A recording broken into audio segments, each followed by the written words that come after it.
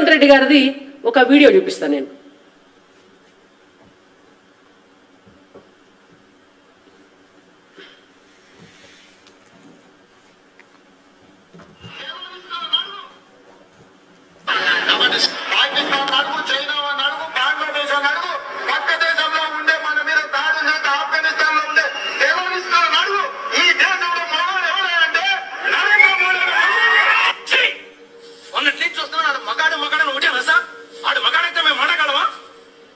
మీకు మళ్ళొకసారి వినిపిస్తుంది.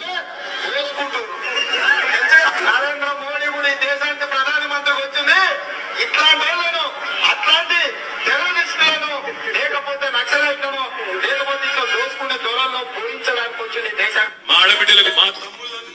విన్నారు కదా, మళ్ళొకసారి వినిపించాలా? మీకు మళ్ళొకసారి నేను రీప్లై చేస్తా. ఈయనండి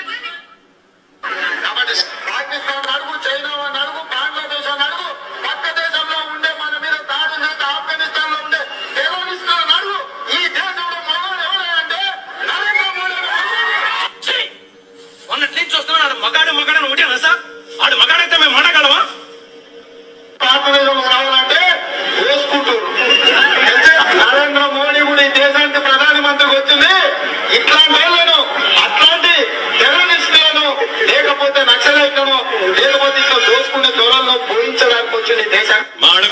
అది అంటే నరేంద్ర మోడీ గారు ప్రధానమంత్రి అయిన తర్వాత పాకిస్తాన్ అడుగు, బంగ్లాదేశ్ అడుగు, ఈ దేశాన్ని అడుగు, ఆ దేశాన్ని అడుగు, ఇవాళ ప్రపంచంలో ఎవరున్నారు గొప్పోళ్ళు అంటే అది నరేంద్ర మోడీ గారే అని స్వయంగా రేవంత్ రెడ్డి గారు చెప్పినటువంటి మాటలే. నిన్నగాక మొన్న ఆదిలాబాద్లో మీటింగ్ అయింది. నరేంద్ర మోడీ గారు వచ్చారు. 15,000 కోట్ల రూపాయల అభివృద్ధి పనులకు శంకుస్థాపన చేసినారు. రేవంత్ రెడ్డి గారినే పక్కన పెట్టుకొని చేసినారు. దానికి ఆయనే ప్రధానమైనటువంటి సాక్షి. ఆ మీటింగ్లోనే అన్నాడు ఆయన, మా బడే భాయ్ అని. అంటే ప్రధానమంత్రి గారు మా పెద్దన్న అని మాట్లాడుతుంది. నువ్వు సీఎం కాగానే ఢిల్లీకి పోతివి.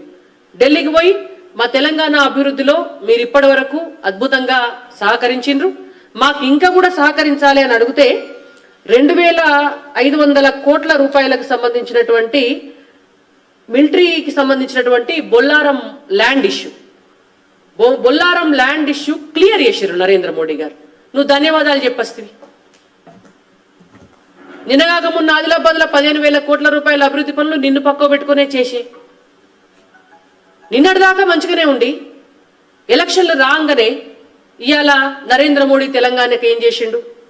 నరేంద్ర మోడీని చూపించి ఓటు అడిగితే బీజేపీకి ఎందుకు ఓటు వేయాలి అంటే గిసోంటి పరకాయ ప్రవేశాలు చేసి, గిసోంటి అపరిచితులు లెక్క అటు ఇటు మాట్లాడే మోడీ గారు ముందు ముఖం చెల్లక కేసీఆర్ ఎటుగాకుండా అయిపోయిండు.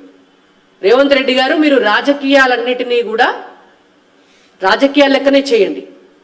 మీరు ఇయాటి టెంపరరీ ఎలక్షన్ల కోసం నరేంద్ర మోడీ గారి పట్ల ప్రజలు నమ్మని విషయాలను మాట్లాడితే అనవసరంగా మీరు కూడా కేసీఆర్ గారి లెక్క, కేటీఆర్ గారి లెక్క వాళ్ళ బాట పడతారు. మీకు ఇంకా కూడా నమ్మకం లేకపోతే గతంలో ఈ పుస్తకం కిషన్ రెడ్డి గారు బీజేపీ రాష్ట్ర అధ్యక్షులైన తర్వాత పోయిన సంవత్సరం అన్ని మీడియా సంస్థలను పిలిచి, రాజకీయ పార్టీల వాళ్ళను పిలిచి, మేధావులను పిలిచి, జర్నలిస్టులను పిలిచి, ఉద్యమ నాయకులను పిలిచి కొన్ని వందల మంది సమక్షంలో హైదరాబాద్లో నరేంద్ర మోడీ గారు, భారతీయ జనతా పార్టీ కేంద్ర ప్రభుత్వం తెలంగాణకు ఏం చేసిందో సవివరంగా పవర్ పాయింట్ ప్రజెంటేషన్ చేస్తూ కిషన్ రెడ్డి గారు 3 గంటల పాటు ఎక్స్ప్లెయిన్ చేసి ఈ బుక్ రిలీజ్ చేయడం జరిగింది.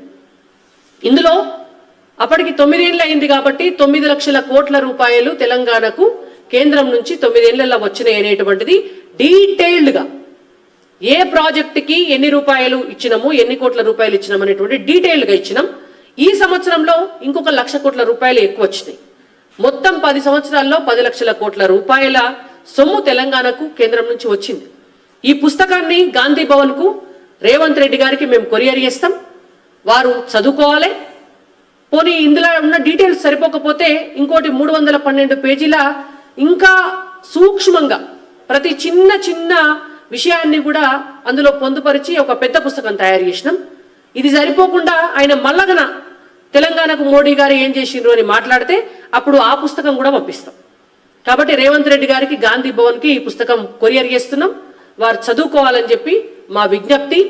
అవాకులు చెవాకులు బంద్ చేసి 6 గ్యారెంటీల పట్ల ఏం చేసినారో, మీ 6 గ్యారెంటీల పేరుతోటి ఉన్నటువంటి 16 హామీలు, దానికి సంబంధించి ఇంకొక అనుబంధ హామీలు ఒక 60.